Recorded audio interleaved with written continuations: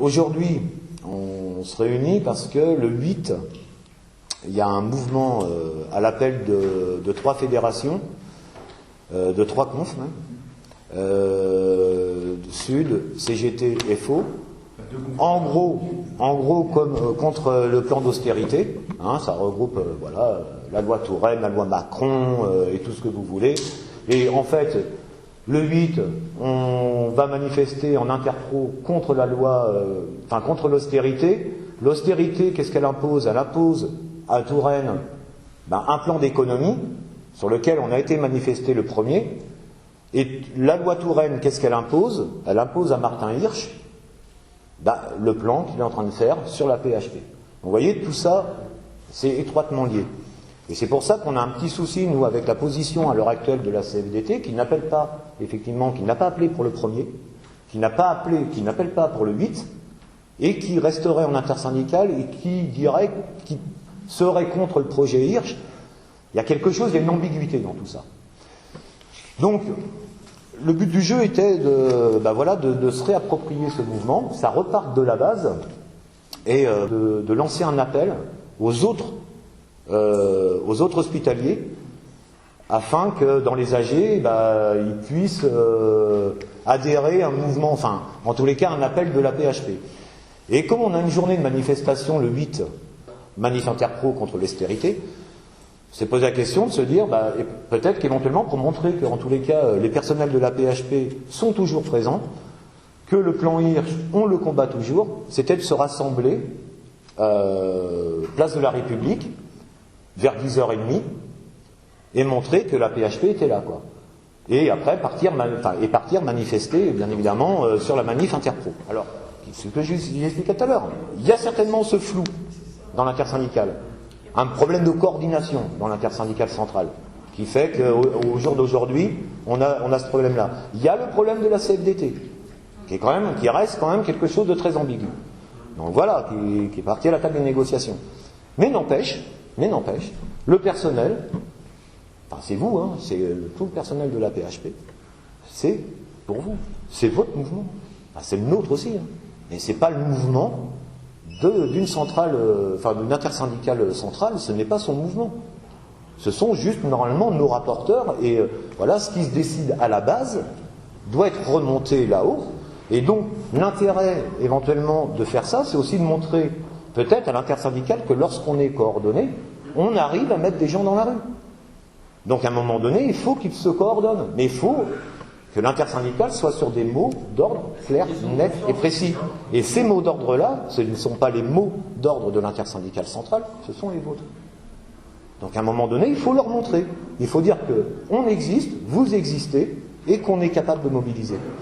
On le répète depuis le début, c'est la première fois qu'on le dit, on dit que les assemblées générales, elles sont souveraines de leurs décisions. C'est-à-dire que les organisations syndicales, elles sont juste là, entre guillemets, pour récupérer le mandat qu'on leur confie, pour qu'au niveau central, on discute. Et la discussion au jour d'aujourd'hui, elle est claire. Les organisations qui sont présentes aujourd'hui dans cette salle sont toutes sur le même contenu revendicatif, c'est-à-dire le retrait du plan Hirsch, parce que le 8 c'est une journée interpro, mais on a la possibilité aussi, nous, d'avoir une expression propre, une expression APHP, derrière le retrait du plan Hirsch. On ne peut pas aujourd'hui supporter le principe qu'on revienne sur des droits et qu'on nous donne comme seule perspective encore moins de conditions de travail acceptables. Parce que déjà c'est insupportable avec cette loi de 2002, un protocole 35 heures. Et là, ils veulent encore réduire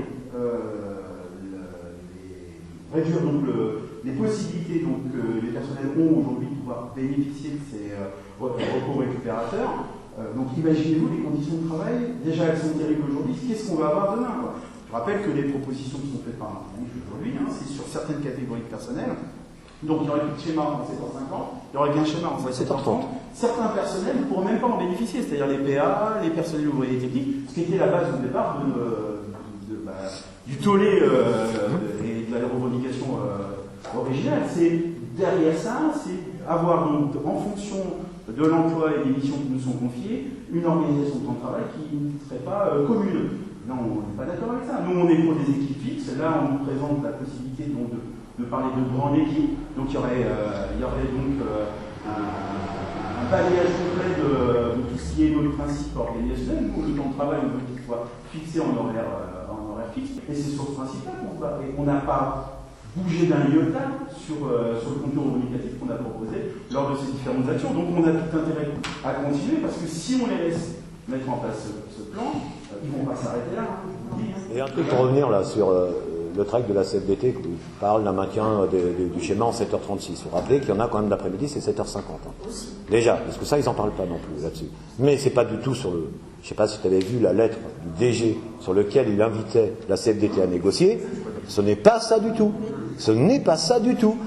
Et Martin Hirsch, il veut négocier sur quoi? Sur son projet. Là, son projet, c'est quoi? C'est quand même bien de diminuer le nombre de RTT dans la fonction publique. C'est quoi pour le personnel dans les services, par exemple? On leur dit, vous travaillez tous en 7h30, par exemple. Matin en 7h30, l'après-midi en 7h30.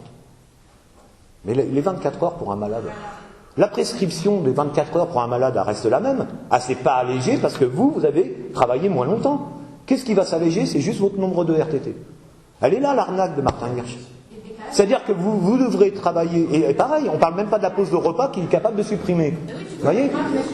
Et donc, en fait, vous serez dans l'obligation de faire exactement la même charge de travail, mais en moins de temps. Ça s'appelle le lean management. C'est ça. C'est travail. En fait, il n'y a plus besoin de temps mort. Hein? Tout le temps qui ne sert à rien, le temps de récupération, le temps de réflexion, le temps de discuter, ou le temps juste de parler avec un malade, ça, c'est pas quantifié, ça rapporte rien, ça rentre pas dans la T2A, et ben ça vire tout ça. Ça, c'est du temps gaspillé pour eux. Non, il y a longtemps que pour la direction générale, le patient n'est pas au cœur de la santé, mais c'est juste le pognon. C'est juste le pognon au cœur de la santé. Je ne vais pas revenir sur la CFDT qui sont en pourparlers avec Tintin. DG. On va vite arriver sur les vacances de la fonction. Ça fait déjà, depuis lundi, la semaine dernière, ils ont eu 2 réunions. Cette semaine, ils vont avoir 2 réunions. Et la semaine prochaine, probablement 2 autres. Il va probablement en sortir quelque chose. S'il en sort quelque chose, ça risque d'être mort pour nous. Donc, si on n'est pas présent le 8 et voire éventuellement la semaine suivante, eh ben, ça va être mort. Il y a une idée qui a transpiré à un moment donné qui n'avait pas été. Et si du jour au lendemain, M. Martin Hirsch décide de supprimer les CED avec tous les gens là-dessus, il le fait. Oui. Et on sera dessus. Et on sera dessus. Tous. Et ça ne sert à rien d'aller dans la rue après, parce qu'il ne les remettra pas. Quoi. Et donc, effectivement, il faut que le 8, on soit un maximum, et voir la semaine suivante éventuellement un maximum, parce que sinon après ça risque d'être mort s'il y a une première négo avec la CED. Vous voyez nos collègues européens, en Grèce, en Espagne, au Portugal, qu'est-ce qu'ils ont vécu? Ils ont vécu exactement la même chose. Qu'est-ce qui est imposé aujourd'hui à la France? C'est ce qui a été imposé à la Grèce, c'est ce qui a été imposé au Portugal, c'est ce qui a été imposé aux camarades espagnols. Ils s'attaquent à la fonction publique.